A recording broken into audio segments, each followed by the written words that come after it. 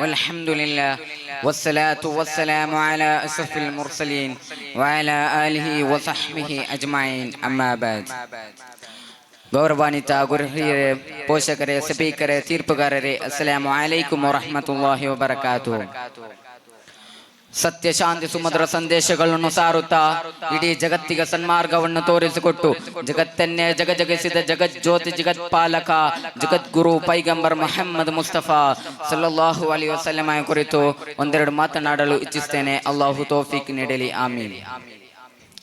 ಅಕ್ರಮ, ಅನ್ಯಾಯ, ಕೊಲೆ, ಅತ್ಯಾಚಾರ, ಅನಾಚಾರದಲ್ಲಿ ಮುಳುಗಿದ 6ನೇ ಶತಮಾನದವರಿಗೆ ಮಾನವತೆ ಮತ್ತು ನೈತಿಕತೆಯ ಸಂದೇಶವನ್ನು ಸಾರಿದರು.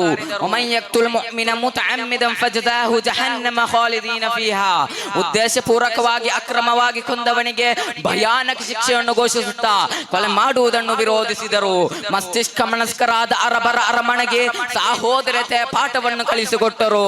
ಇರ್ಹಮೂ ಮನ್ ಫಿಲ್ ಅರ್ಲಿ ಯರ್ಹಮುಕುಂ ಮನ್ ಫಿಸ್ ಸಮಾ. ಈ ಲೋಕದ ವಾಸಿಗಳಿಗೆ ನೀವು ಕರುಣೆ ತೋರಿರಿ, ಆಕಾಶ ಲೋಕದ ಆಧಿಪತ್ಯನಾದ ಅಲ್ಲಾಹು ನಿಮ್ಮ ಮೇಲೆ ಕರುಣೆ ತೋರುತ್ತಾನೆ ಎಂದರು. ಅಲ್ಲದೆ ಅನಾಥರನ್ನು ಪೋಷಿಸುವವರು ಸ್ವರ್ಗದಲ್ಲಿ ನಾಡಳನ್ನ ಜೊತೆ ಎಂಬ ಸಂತೋಷ ವಾರ್ತೆಯನ್ನು ತಿಳಿಸಿದರು. ನಾರಾಯಣ ಗುರುಸ್ವಾಮಿ ಹೇಳುತ್ತಾರೆ, ಪುರುಷಾಕೃತಿ ಪೂಂಡ ದೈವಮೋ ನವ ದಿವ್ಯಾಕೃತಿ ಪೂಂಡ ಧರ್ಮಮೋ ಪರಮೇಶ್ವರ ಪವಿತ್ರ ಪುತ್ರನೋ ಕಾರುಣ್ಯ ಮಣಿಮುತ್ತು ರತ್ನಮೋ.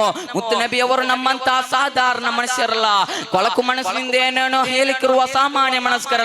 ಅವರು ಯಾರು ಗೊತ್ತೇ? ಕರುಣೆ ಮಹಾನ್ ಸಾಗರವಾಗಿದ್ದಾರೆ.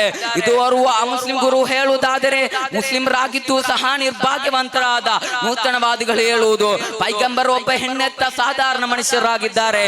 ಸುಬ್ಹಾನಲ್ಲಾಹ್, ಅಲ್ಲಾಹು ನಮ್ಮನ್ನು ಕಾಪಾಡಲಿ. قالت ملائكة السماء بأسرهم ولد الحبيب ومثله لا يولد. ಆಕಾಶದಲ್ಲಿನ ಎಲ್ಲಾ ಮಲಕುಗಳು ಹೇಳಿದರು, ಪ್ರವಾದಿಯವರು ಜನಿಸಿದರು, ಇವರಂತ ಶ್ರೇಷ್ಠರಾದ ಇನ್ನೊಬ್ಬರು ಜನಿಸಲಾರರು.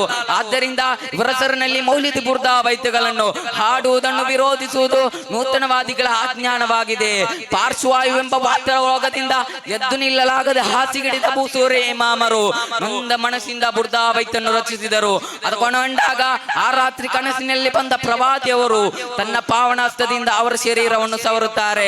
ಮಾತ್ರವಲ್ಲ, ಅವರಿಗೆ ಶಾಲೊಂದನ್ನು ಹೊದಿಸಿ ಸನ್ಮಾನಿಸುತ್ತಾರೆ. ಮರುದಿನ ಅವರ ರೋಗ ಸಂಪೂರ್ಣ ಗುಣವಾಗಿತ್ತು. ಇಲ್ಲಿ ಗಮನಾರ್ಹ ವಿಷಯವೆಂದರೆ, ಅವರ ರೋಗ ಶಮನವಾಗಬೇಕೆಂಬ ನಿರೀಕ್ಷೆಯಿಂದ ಬುರ್ದಾ ಬೈತನ್ನು ರಚಿಸಿದರು. ಅದು ಅವರಿಗೆ ಅದ್ಭುತಕರವಾದ ಫಲ ನೀಡಿತು. ಈ ಬೈತನ್ನು ಹಾಡುವುದರಿಂದ ಅದೆಷ್ಟೋ ರೋಗಗಳು ವಾಸಿಯಾಗುವುದೆಂದು, ನಮ್ಮ ಬೇಡಿಕೆಗಳು ಈಡೇರುವುದೆಂದು ಸಾಬೀತುಪಡುವಂತಾಯಿತು. ಇಂತಹ ಅದೆಷ್ಟೋ ಮುಜಿಜಾತುಗಳು ಪ್ರವಾದಿಯವರ ಜನನಕ್ಕಿಂತ ಮೊದಲು, ಜನನದ ಸಂದರ್ಭದಲ್ಲೂ, ಜೀವಿತ ಕಾಲದಲ್ಲೂ, ವಫಾತಿನ ಬಳಿಕವೂ ನಿರಂತರವಾಗಿ ನಡೆಯುತ್ತಿತ್ತು. ಅವರ ಬರ್ಕತಿನಿಂದ ಅಲ್ಲಾಹು ನಮ್ಮನ್ನು ಪರದಲ್ಲಿ ವಿಜಯಿಸಲಿ. ಇಷ್ಟಿನಲ್ಲಿ ನನ್ನ ಒಂದರ ಮಾತುಗಳಿಗೆ ವಿರಾಮ ಹಾಕುತ್ತೇನೆ.